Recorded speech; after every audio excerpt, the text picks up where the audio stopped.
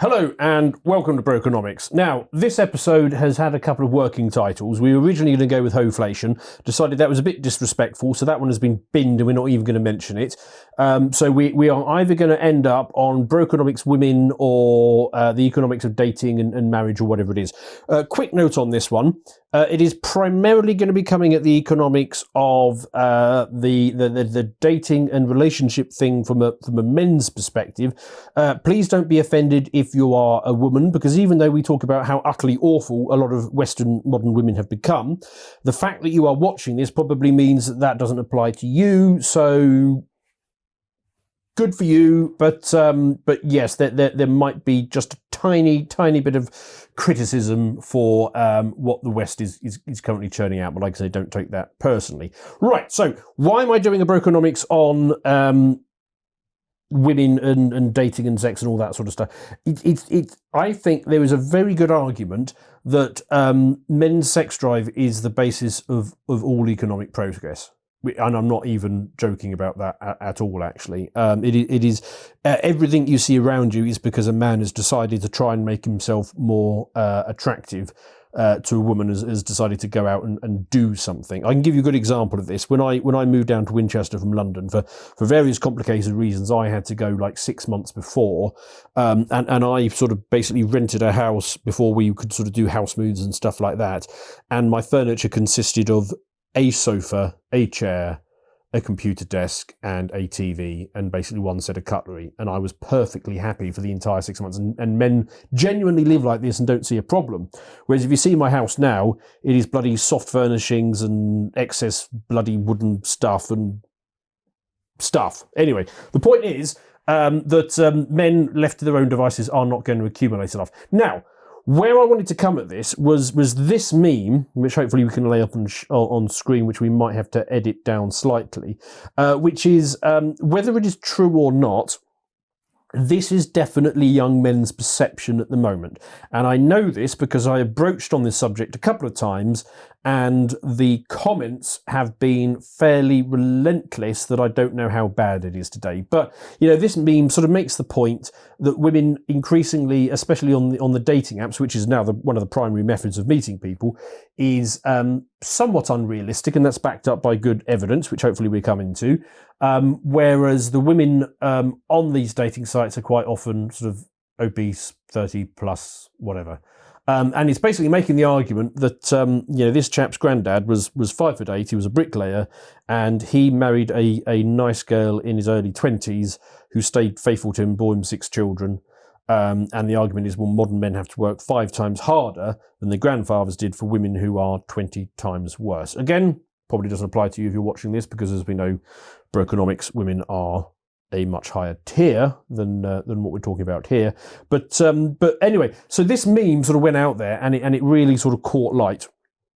A lot of people sort of responded to this, and I've broached on this subject in the podcast a couple of times, but clearly there is something going on. So, for example, here's a chart of Match Group. This is the parent company behind Tinder.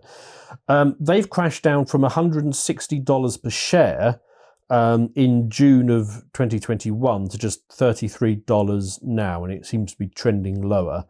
And what they cite is a lack of men on their site. Basically, men are just giving up with this. They're deciding that they're going to basically just not bother anymore.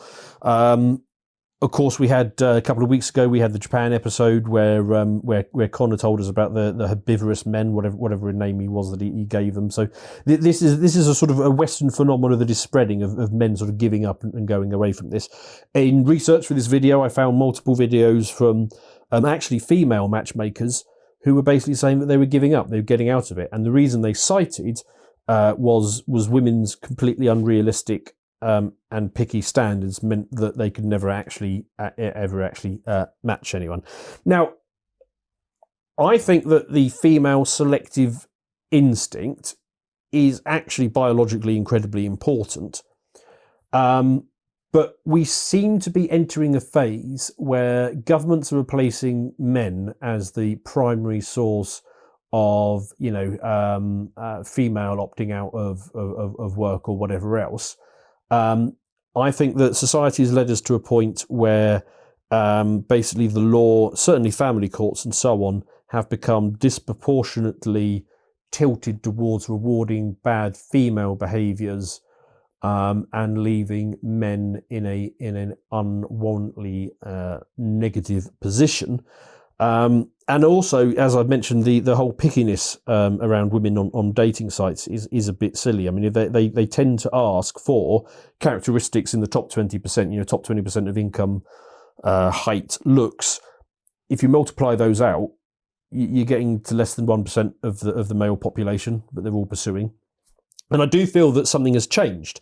There was a time in the old model, and I'm talking, pre-1980s, maybe even still applied in the 1980s. But the old model was you got married in your early 20s, and you had a career and a family simultaneously. The new model seems to be that you go out, you spend a small fortune on university, you get into an awful lot of debt, you start a career, you work long hours, you pay everything that you make to your landlord, and eventually you might have enough resources to consider a family in your early 30s, or at least that was the case for the millennials, and it remains to be seen whether that applies to the Zoomers as well.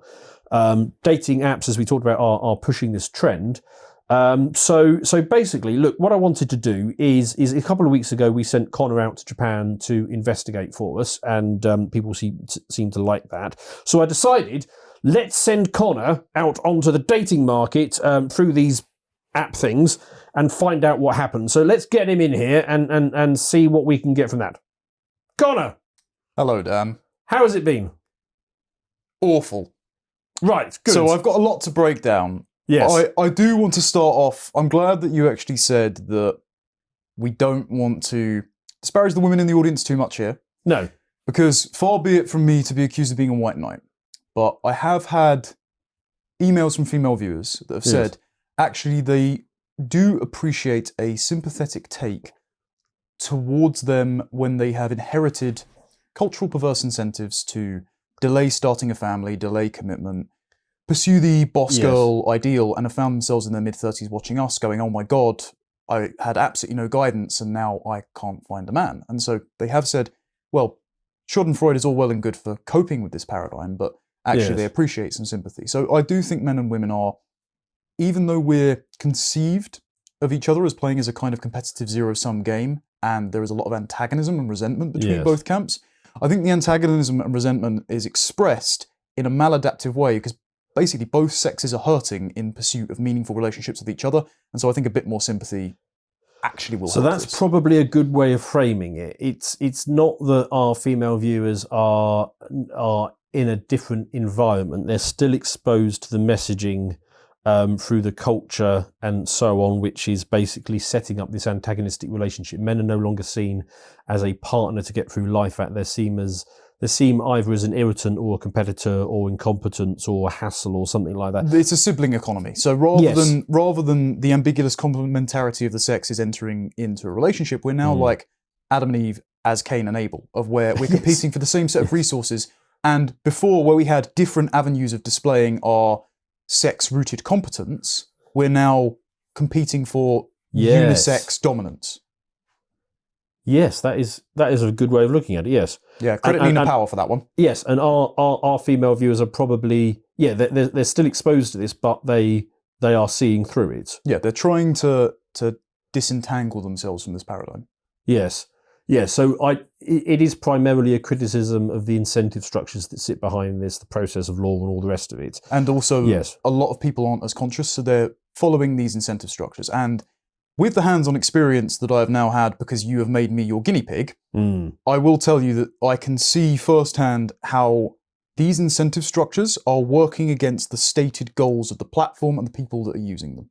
So I actually think we do need to feel an immense amount of sympathy with a lot of people who are using these devices that are just trying to meet someone they can commit to, but are having commitment be construed as a kind of liability for their personal and career development, and also the apps themselves discouraging them from meeting a partner. And I think that's worth going into. But I do want to, if I may, set the ground for why this happened. Because to put it in context, you popped up over the office desk one morning after Nima Parvidi came in and you did a segment on the podcast telling Zoomers how to get laid. Yes. And you, with your very enthusiastic tone that always brightens my morning, Dan, said, Connor, you're a Zoomer. Turns out that I don't know anything about Zoomer dating, so do you mind going out and finding out for me? Yes, so I did a segment on how to get laid because basically I'd noticed that a lot of people are complaining about this. So I thought I'd set the world right, and I went on Tinder and I did a little experiment where myself and one of the lovely Lotus ladies signed up for an account, and we did this at the end of the day, and I went home and I've got a 2-hour drive to get home. And when I got home, I had 7 people do the like thing. And I was like, and to be fair, a lot of them could actually be made up AI bots or something. But anyway, we'll get onto that. I had 7, so I was like, oh, that's not so bad. So I texted the lovely Lotus lady and say, right, I've got 7 so far. How are you getting on? And I can't remember the number, but it was something ridiculous, like 650 in the space of a couple of hours. Anyway, so I did the segment on that, and I tried to remain upbeat, but I did possibly come at it with a slightly Gen X perspective. Very Gen X. Which is get yourself out there. And I thought, basically, so I sent that video off into the ether, and I thought, yes, people are going to thank me for this, and they didn't. Yeah, it went down like a brick in a duck pond. Yes, which is when I then said to you, Zoomers are still complaining at me. Let's sort this out. Okay, so there's a few reasons why your perspective was well-intended but short-sighted. Right. Are you aware that Gen X dating is basically a historical anachronism? Well, I mean, it's basically just, you just go to the pub and then you talk to people. Yes. Do you realise that didn't happen for most of human history? How do you think men and women met before mixed-sex social situations? Oh, it doesn't have to be a pub. It could be any sort of community gathering place. But it could be a church. It could be... So part of the problem with the church is that very few are attending. And when we give advice here, what we're doing is we're being prescriptive rather than descriptive. So we're saying, when you want to spend less time on your phone, spend less time at dating apps, go to community gatherings, we're telling you guys to go and do that because we're trying to speak it into being, right? Because it's not currently happening. Because church attendance is in the toilet. There are very few mixed-sex spaces outside of university.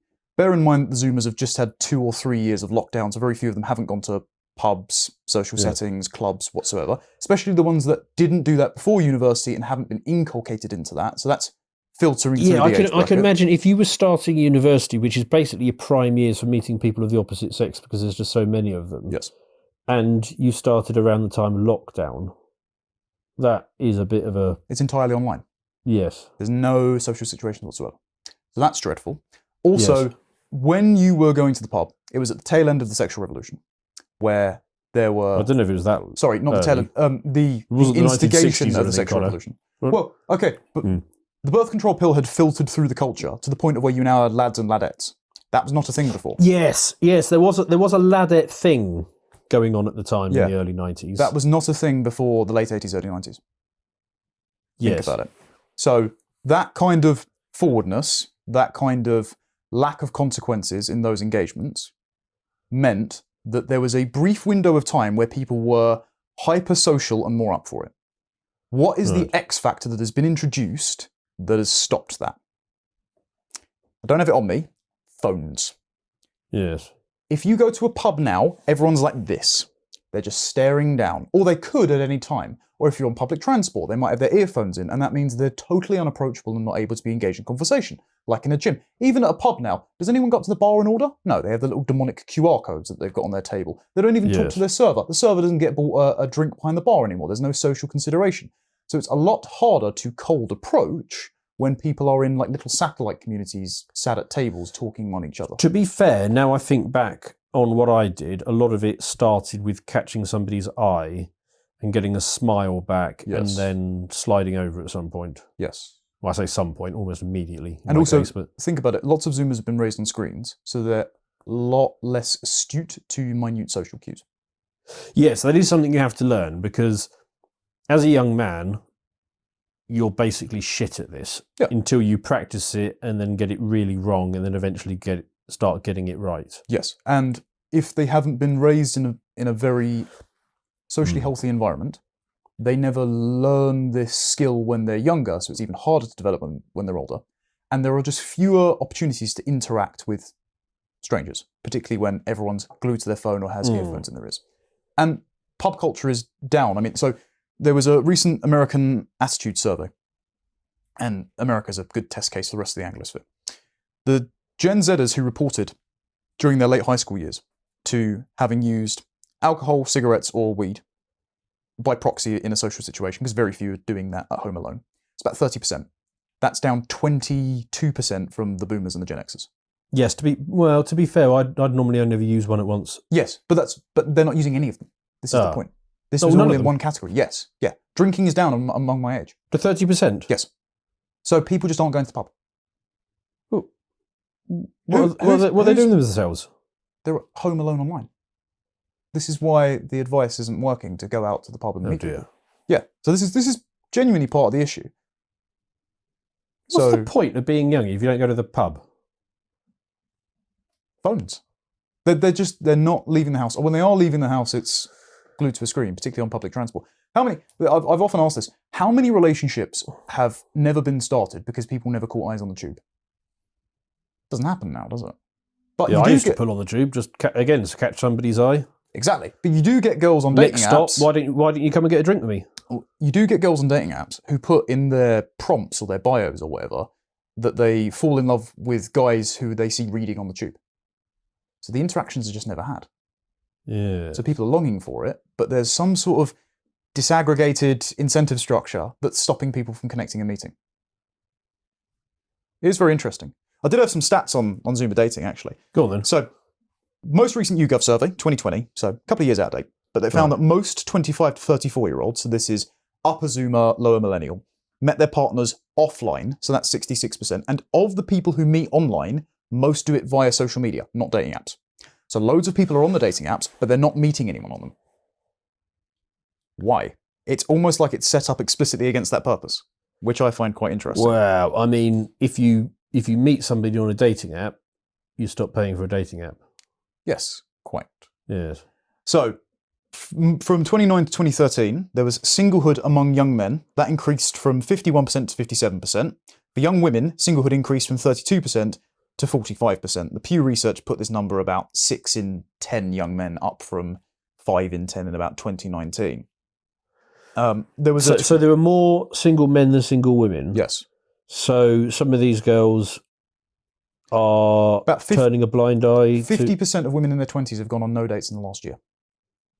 Yes. And 50% of young men aged 18 to 30 have not approached a woman. But it sounds like a decent number of these. Well, these young women are either dating older men or they're being two times. Well, most of them, a large proportion of them that aren't going on dates are remaining single. Yes. And they're also not on the dating apps, which means that the level of quality women that's constricted to the dating apps is a very narrow sliver of quality. They're the ones that almost feel forced onto the apps to therefore either seek attention or think that it's their last resort to find a partner. So, yeah, that was my presumption going in when I did my Tinder experiment, is basically hot women in their 20s don't really need this app. So they're not really that prominent on it, whereas it tends to be the women who. Well, that's why the meme that I started this off. You're increasingly sort of getting profiles which is somebody who has is maybe too short for their BMI, and basically is a single mum and tattoos but what I'm sort of implying is not my first choice. So you've drawn a circle where there's quite a few Venn diagrams there. Yeah. So the kind of profiles that I would notice, there's kind of a meta game to these things because people treat the photos and bios in certain ways, and I think it's because the platform skews towards certain incentives. But I'll get onto that in a bit. So some of the common traits that you'll find are women who are overweight, women who have children, women who are clearly very attractive and fall into two categories. One, an obvious fake account that's trying to catfish you onto some sordid website or has like a Snapchat in the bio that's obviously going to be an OnlyFans link. And whenever it was that, it always linked you through to their Instagram.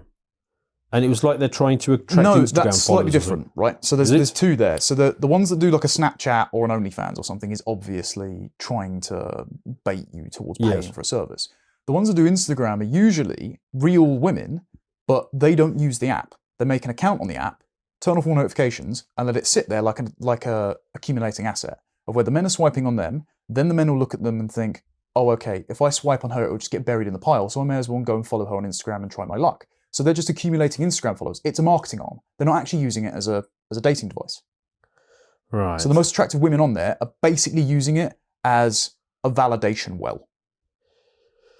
Yes, yes. I would definitely expect to see that. I suspect that a lot of the women on there may even be in a relationship that they're reasonably happy with. They just like the extra attention and validation that comes from this. Maybe. I'd be surprised because I would wonder how many of the women like that boyfriends would notice and object, especially if his friends are on said dating apps and stumble across his girlfriend's profile. I think it's more likely that there's a lot of single women who use this, and actually the reason they don't have a boyfriend is because looking available on social media and dating apps is a asset. So, look, I've actually personally had this before, of where a girlfriend will, if they're in the public eye, treat their boyfriend as a liability to their career, thinking that they will get less attention or less followers or bookings or whatever if he's present. Because if they dangle availability on the internet, they might get more opportunities. And they're probably right, because they're absolutely right. The early 30s producer who's looking to book somebody is subconsciously, maybe even consciously, going to think, yeah, let's get her in. Yep, absolutely. And so if they have that standing reserve of validation at all times, available via a dating app or social media or career opportunities, then they've got one foot out the door at all times in terms of committing. Yes. And so why would you want one foot out the door when you could have both foots out the door and get all of the monetary and digital validation benefits at the tap of a button? And so it's creating a culture of non-committal nature, despite being a dating app. Yes. Let's sidetrack slightly from this, because I talked in the beginning about how the old model tended to be that you would marry in your early 20s and you'd have your career and your family simultaneously. Yeah. That is a model of gender dynamics which runs in parallel with civilization. The emergence of civilization tends to give you the institution of marriage quite often. So, the Romans did it, Christianity, obviously, it's been a key tenet of that over the time. The Victorians really made it a virtue. And I think that has been an enormous driver of our success during the period, because, of course, men, especially young men, will dedicate a truly disproportionate amount of their time towards basically trying to attract women or find women or whatever it is. If you live in a society where you get married early and you are heavily encouraged not to stray from that, and there are strong social penalties from straying away and going outside of that, you've got an awful lot of energy which you can apply to something else. So that's a great virtue. Now, the thing that I've been thinking about is actually pre-civilization. We know that from the genetic data that everybody has considerably more female ancestors than male ancestors, basically saying that for the longest period of human time pre-civilization, women shared strong men, high status men, whatever you would have called them at the time, and eschewed a whole bunch of other men. Now, there were good biological reasons for doing that. We would not be the species as we are if women selected down. So you need, as a biological incentive for any species to survive, and you see this all the time in nature documentaries, that the males do these fantastic displays and the females pick the best of them. So there's a good mechanism for that. So actually, so here's my thought. What we're seeing at the moment with liberalism basically being the acid that dissolves civilization is the re-emergence of the natural female tendency, which is to disregard as many men as possible and share a small bunch at the top. And that what we're seeing now is basically that re-emergence of the natural order, and it's always been a civilizational focus to constrain the natural female behaviour. Okay. But I think that natural female behaviour has developed in response to natural male behaviour. And the reason is women are risk averse because of the difference in physical capacity among men and between men and women.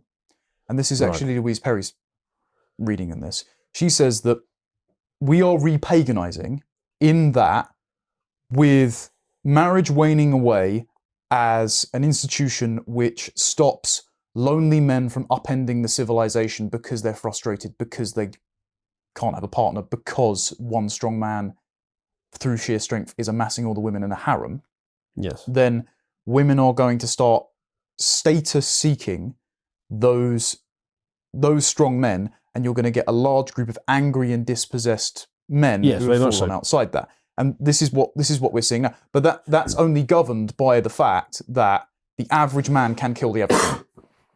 So the woman seeks protection for her and her children from the strongest possible man if it becomes a physical competition between men for the women. If it's not that, if it's a non-violent display of competence which attracts one man to one woman, then the men aren't in hyper competition, and so the women will naturally select with a man that's roughly on their level, rather than feel threatened by a lower status man who could still kill them, versus being protected by a higher status man. So that's not the evidence that we see in these dating apps. So we see that women regard 80% of men as being below average. Yes. We see that women, because you the whole rating system of, are you a 1 or are you a 10, that kind of thing, you can actually kind of do that with these dating sites, depending on the number of click-throughs that you get. And if you do that, basically what you see is that men will select several points either side of, if they're a 7, they'll be selecting anything from 5s up to 10s, whereas women will only ever start at a higher level and upwards, unless they are a 10 themselves, in which case they go for other 10s. But I'm saying the reason women are that way is in response to the way that men are, because we've evolved in tandem. So I think there's good biological reasons as to why women are like that, and they should be like that. Yes. I'm not sure it's a response to men as such. It's just that they should, and they do, when unconstrained by any sort of civilizational factors, seek out the best possible man that they can get. And the problem with our current society is it is too easy to become deluded that your level is higher than it actually is. No, but the reason they seek out that man is because strength is equated with the ability to protect her and the ability to acquire resources. I think it's less about strength and it's more about status these days. Yeah, but strength and status are correlative. And part of the reason that they're being dislocated is because of the information and knowledge economy, which dating apps are a consequence of with the invention of the internet. Actually, there was a great piece in The Atlantic which found that the American teen birth rate dropped in conjunction with the rollout of high-speed internet to neighborhoods. You can track them directly. I think it's responsible for about 13% drop in every place it was mapped. So these things are directly related, right? So and part of that is the internet gets better, so people are less bored and have less sex. Yes. Fascinating. Yes. And part of that as well, the reason that women are succumbing to a kind of option paralysis and perhaps have their standards skewed towards the upper echelon of male status is twofold. One, in the knowledge economy, women tend to do a bit better. Now, this is because of preferential hiring and affirmative action and how many years of equity feminism. But it's also because, on general trends, women are slightly to the higher end of the median of conscientiousness. And because the combustion engine made physical strength in lots of different domains where it used to be useful, functionally redundant. And so when you've got a large influx of women into the workforce, gaining preferential hiring status, and their temperaments better incline them to kind of dull typewriting and keyboard work, that means that they're going to start out-earning the men in their 20s. And you're seeing that. Yes, I believe there was a study done by Cornell. I can't remember the date. It wasn't actually that long ago. I think it might have been 2020, where they looked at this, and the paper was called "Economically Unattractive Men." And one of the things they observed through this study was that women only really want to date men of at least an equal, if not a higher status, and in things like education as well. The problem was, because the education system, as you've described, is more hospitable to women, you're getting more educated women going through this process than men.